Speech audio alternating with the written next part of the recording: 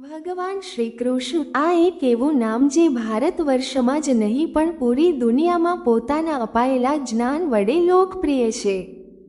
ભગવાન શ્રી કૃષ્ણ દ્વારા કહેવાયેલી ગીતા ફક્ત ભારતમાં જ નહીં પણ વિદેશોની પ્રખ્યાત યુનિવર્સિટીઓમાં પણ ભણાવાય છે.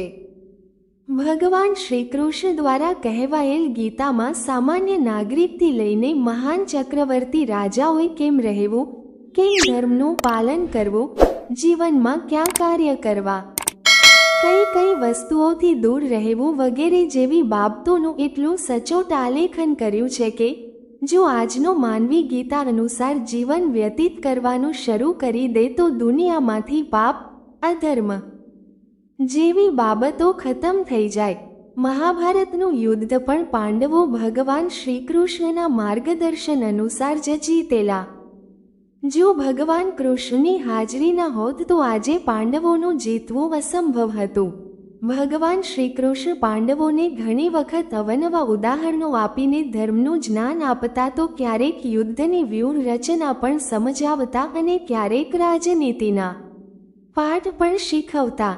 નીચના આવા જ એક ઉદાહરણ દ્વારા ભગવાન શ્રી કૃષ્ણે કલિયુગની ઓળખાણ આપતા પાંડવોને સમજાવ્યું કે કલિયુગમાં શું શું થશે, કેવું જનજીવન હશે અને કેવા કલિયુગના લક્ષણો હશે. એક વખત યુધિષ્ઠિર સિવાયના 4 પાંડવો ભગવાન શ્રી કૃષ્ણને મળવા માટે ગયા. ચારેય પાંડવોએ કલિયુગમાં માણસનું જીવન કેવું હશે અને તેની રહેણી કહેણી, ધર્મ અધર્મ કેવા હશે તે જાણવાની ઈચ્છા ભગવાન શ્રી કૃષ્ણ સમક્ષ પ્રકટ કરી. ભગવાન શ્રી કૃષ્ણને લાગ્યું કે પાંડવોને શબ્દોની જગ્યાએ જો કલિયુગના પ્રત્યક્ષ દર્શન કરવું તો જાતે જ સમજી જશે. આમ વિચારી ભગવાન શ્રી કૃષ્ણે ધનુષ લઈ ચારે દિશાઓમાં એક એક તીર છોડ્યું અને પછી ચારે ભાઈઓને એ તીર શોધી લાવવા માટે આજ્ઞા કરી. પાંડવોને નવાઈ લાગી કે ભગવાન આ શું કરી રહ્યા છે, પણ ભગવાનની આજ્ઞાનું પાલન તો કરવું પડે. તેથી તે ભાઈઓ તીર શોધવા અલગ અલગ દિશામાં ગયા. અર્જુન જે દિશામાં બાણ શોધવા ગયા ત્યાં એણે એક વિચિત્ર ઘટના જોઈ કે એક કોયલ મધુર અવાજે ગીતો ગાતી હતી. અર્જુનના પગ થંભી ગયા. તેણે કોયલ તરફ જોયું તો અર્જુનની આંખો આશ્ચર્યથી પહોળી થઈ ગઈ. મધુર કંઠે ગીતો ગાતી કોયલ સસલાનું માંસ પણ ખાતી જતી હતી અને આવું જોતા જ અર્જુન ત્યાંથી ભાગી નીકળી ભગવાન શ્રી કૃષ્ણ પાસે આવ્યા. ભીમ જે દિશામાં બાણ લેવા ગયા તે તીર શોધતા શોધતા એક જગ્યાએ 5 કૂવાઓ હતા ત્યાં આવી પહોંચ્યા.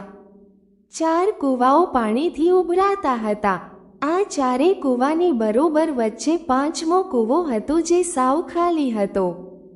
ભીમને એ ન સમજાયું કે 4 કૂવાઓ ઉભરાય છે તો વચ્ચેનો 5મો કૂવો સાવ ખાલી કેમ છે. નકુલ જે દિશામાં બાણ લેવા ગયા હતા ત્યાં તેણે એક ગાયને બચ્ચાને જન્મ આપતા જોઈ.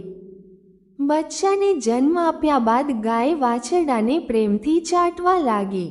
થોડીવારમાં બચ્ચાના શરીર પરની ગંદકી સાફ થઈ ગઈ. આમ છતાં પણ ગાયે વાછરડાને ચાટવાનું શરૂ જ રાખ્યું. હવે તો નાના બચ્ચાની કોમળ ચામડી પરથી લોહી નીકળવા લાગ્યું તો પણ ગાયે ચાટવાનું ચાલુ જ રાખ્યું. આ જોઈ નકુલ પણ હેતબાઈ ગયા અને તે દોડીને ભગવાન શ્રી કૃષ્ણ પાસે પહોંચ્યા.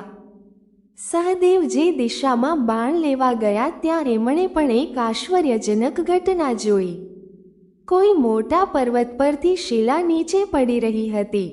નીચે ગબડતી આ શિલા રસ્તામાં આવતા નાના મોટા પથ્થરો અને વૃક્ષોને ધરાશયી કરતી તળેટી તરફ આગળ વધી રહી હતી. પણ એક નાનો છોડ વચ્ચે આવ્યો અને શિલા ત્યાં જ અટકી ગઈ. સહદેવ કંઈ સમજી ના શક્યા અને અચંબિત થઈ શ્રી કૃષ્ણ પાસે આવ્યા. ચારે પાંડવોએ પરત આવીને તેમણે જોયેલી ઘટનાનું વર્ણન ભગવાન શ્રી કૃષ્ણને કર્યું અને આમ કેમ થયું હશે તેનું કારણ પણ પૂછ્યું.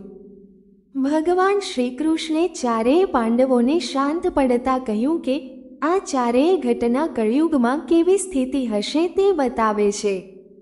પાંડવો હજુ કંઈ સમજ્યા નહીં એટલે ભગવાન શ્રી કૃષ્ણે વિસ્તૃત સમજાવતા કહ્યું કે કળિયુગમાં પાખંડી સાધુઓ કોયલની જેમ મીઠા અવાજે વાતો કરશે અને સસલા જેવા ભોળા અનુયાયીઓનું દર્દ દૂર કરવાના બહાને એમનું જ શોષણ કરશે. 4 કૂવાઓ પાણીથી ઉભરાતા હતા, છતાં બાજુમાં જ રહેલા કોરા કૂવાને એક ટીપું પાણી આપતા ન હતા. એમ કળિયુગમાં અમીરોને ત્યાં સંપત્તિની રેલમછેલ હશે, પણ એ 1 પૈસો પણ આજુબાજુની જરૂરિયાતમંદ વ્યક્તિઓને નહીં આપે. ગાયે એના બચ્ચાને ચાટીને ચામડી પણ ઉતરડી નાખી, તેમ કળિયુગમાં મા બાપ પોતાના સંતાનોને જરૂરથી વધારે લાડલડાવીને અંદરથી સાવ ખોખલા કરી નાખશે અને પોતાના જ સંતાનોને હાનિ પહોંચાડશે. પર્વત પરથી પડતી શિલાની જેમ કળિયુગમાં માણસનું ચારિત્ર્ય પણ સતત નીચે પડતું રહેશે. નીચે પડતા આ ચારિત્ર્યને બીજું કોઈ નહીં અટકાવી શકે, પણ જો માત્ર પ્રભુના આશરારૂપી કે સત્સંગરૂપી નાનો છોડ હશે તો એનાથી ચારિત્ર્ય નીચે પડતું અટકી જશે.